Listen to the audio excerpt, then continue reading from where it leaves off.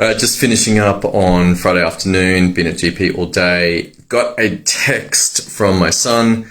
My son has a pretty good life, like 15-year-old, and surfed this morning, surfed this afternoon, just sent me a photo, and the middle fin is broken off.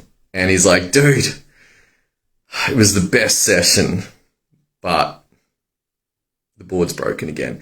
Now, I'm like, mate, we need a few more boards. So, didn't realize that this was happening when Sam got into surfing, but I'm super stoked that he's into it.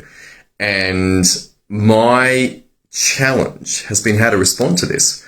So I think we had a twin fin run across the mow and cost me $300 to repair. Got a nose injury to his normal surfboard, snap fin to my shortboard. I did manage to put these folds through my 8-foot board where we went out in some waves that were a bit big, like just shouldn't have been going out, but went out and the wave just went down and crushed the board and kind of folded it. It's still surfable. It was only a cheapie. It's like $400 or something. So, but we're running out of boards right now. I'm like, mate, we're running out of boards. Now, is this a problem? It could be. It could be a problem. I could make it a problem. I could be like, mate, you've got to look after your stuff. But I know that there are risks in surfing. And there are risks in life. And to avoid the risks of surfing, guess what? You don't get to surf. No more surfing. And that may seem like a small thing. If you're not a surfer, you're like, well, who cares? Just let it go. But what I found is that surfing has this relatively unique ability to bring me to the present moment. Everything else stops. There is only the wave. Feeling the wave, where's the power, what's going on, the shifts of how it's breaking. There is nothing else quite like it. Actually, that's not true. Tree skiing in powder is very similar. There is not much else going on during tree skiing powder. Why? Because if you mess up, you hit the tree. Oh!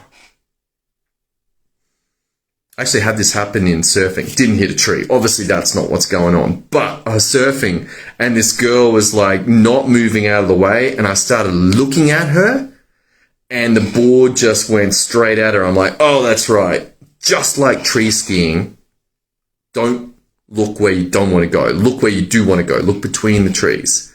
So with surfing, I'm like, oh, that's right. Remember to go around. But with all these board casualties, the question comes, how do I respond to my son?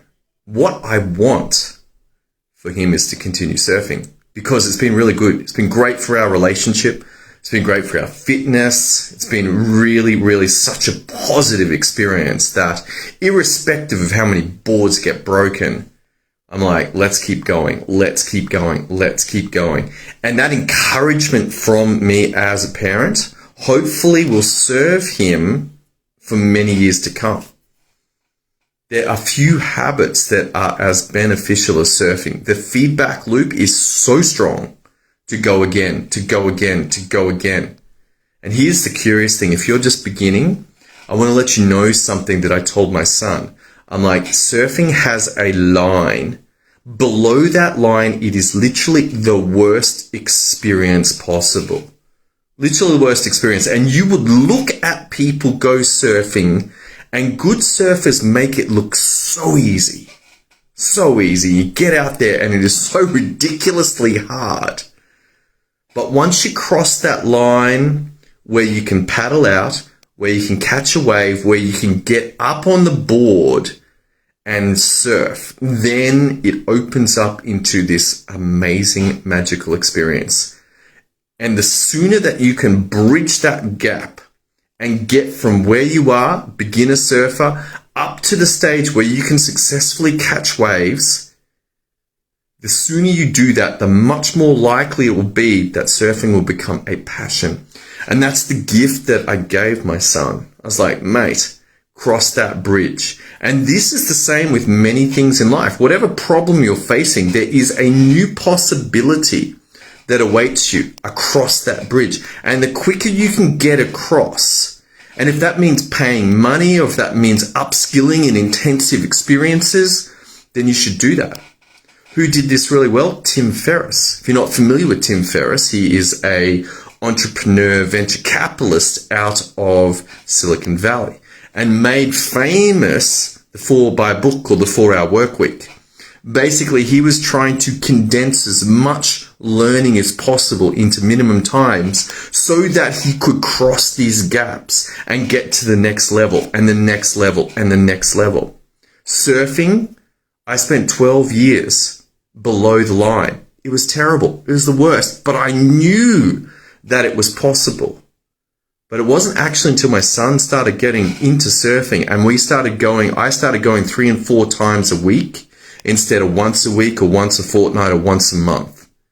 3 or 4 times a week was enough to finally cross that gap and get to the place where surfing opened up. For him, totally unfair. 4 months, if that. Went from not being able to surf through to crossing that threshold in 4 months. Admittedly, at 15, guess what? He can go 7, 8, 9, 10, 12 times a week. Just his hours in the water was so much that his improvement was exponential. And he got to that line. So if you are thinking about surfing, then know that that's where you got to get to. But this principle can be extrapolated to whatever difficulties you are facing.